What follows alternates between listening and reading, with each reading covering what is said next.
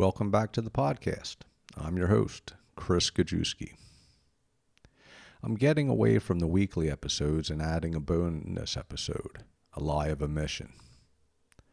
I was going through the previous episode and I read the transcript and I realized that I lied after promising to be authentic. It was a lie of omission, but a lie is still a lie, so I wanted to rectify it and come clean. I mentioned that I hide my secret world.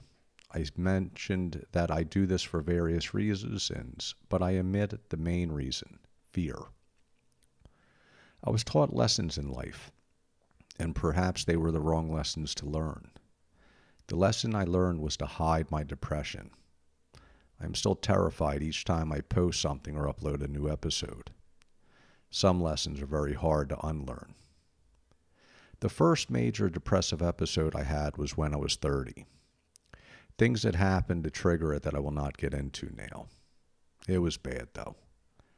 I rocked in my rocking chair and listened to the water pump through the radiator in my apartment outside of Philly for weeks. I knew what was coming. I had already lost my first real job as a journalist because I could not function anymore. I was spiraling downward. Later, I would be told that I had entered a period called decompensation. Basically, my mind was shredding. Friends in Florida knew what had happened and started asking me to move there to recover and regroup. I refused. I knew what was coming and knew they had no experience with this kind of thing. They kept on insisting. So I finally packed up and moved to Florida to stay with them. The decompensation paused for a while, but then it picked up where it left off. That is when I almost took my life for the first time. They never knew. What they did know is what they saw. I was not doing what they asked me to do. I was not looking for a job. I was not looking to start a career. And I was not getting out more. I was simply unable to. And I was starting to get back into my old bad coping mechanisms, my escapes. What money I did earn working as a waiter went to the strip club. They did not understand, and I never explained. The therapist that I finally started seeing was surprised I was not hospitalized, that I was even able to function. They would eventually ask me to leave, and I lost all contact with them. The big lesson I learned, though, was from my mother. She was bipolar with manic episodes and depressive episodes that were just awful. Because of the experience with my friends, I used to say that there was a part of me that wished I was like my mother. When I was going through a rough time, it could be passed off or interpreted as me being lazy, a piece of shit. When she had her episodes, there was no mistaking it. People could point and say, there's something very, very wrong here. I was angry at a lot of people for a long time for my mother's sake. The anger and the lesson I learned can be encapsulated by the time I spent with her at the hospital while she lay dying, the cancer finally catching up to her. I come from a huge family. On my mom's side alone, I was grandchild number 35 or so when I was born. My mom was the youngest of 9. I am the middle child of 3. Many times throughout her life, though, I felt like I was the only child of an only child. My one uncle was there in the hospital, the baby boy of the family and closest to my mom in age. He would pop in and out of her life as his own issues permitted. His ex-wife and his 2 daughters were there as well. It was the most I had seen of my mom's family in one room in decades. Another uncle showed up. I had not seen him in about 35 years or so. The anger returned as he started to cry at my mother's side, telling her how much he loved her. I just kept my mouth shut. And I pretended, because it made my mom happy. My brother was there. It was only the second time he had seen her in over 20 years, the first being when she was on another deathbed.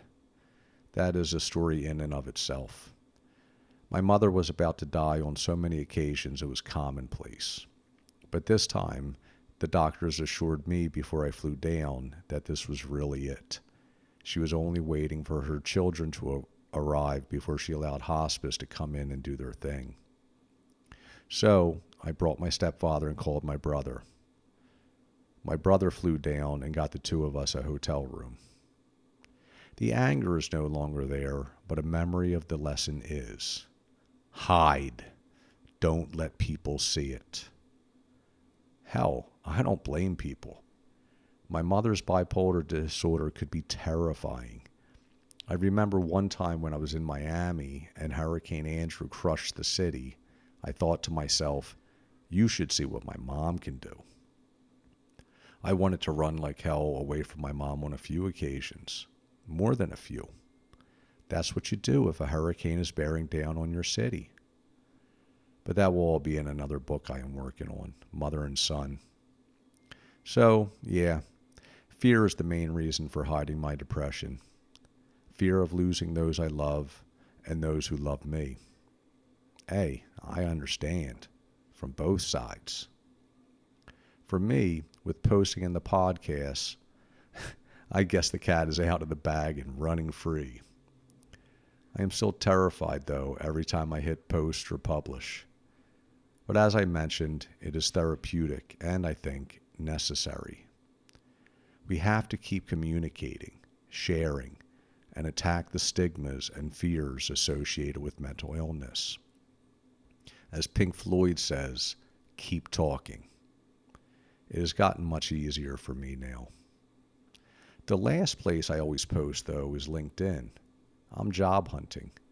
I think to myself, with no pun intended, am I committing career suicide by posting this? Would any company touch me if they knew? But I also feel that LinkedIn is where it needs to be posted the most. Too many people are suffering in silence, from interns to CEOs. In Thoreau's words, they are living a life of quiet desperation. We don't know how to talk about this thing. We isolate ourselves and feel completely alone. Many people don't understand it. How do we explain it to them? How do we get beyond the fear of rejection? How do we move past the fear of being perceived as weak? I don't know. I don't have all the answers. As always, you are welcome to come along on my journey as I attempt to figure them out. I am here. I understand. I am listening. And I am still talking. As always, if you or someone you know is in crisis, I urge you to dial 988, the new National Crisis Hotline. It is a good first step to start talking. Aloha.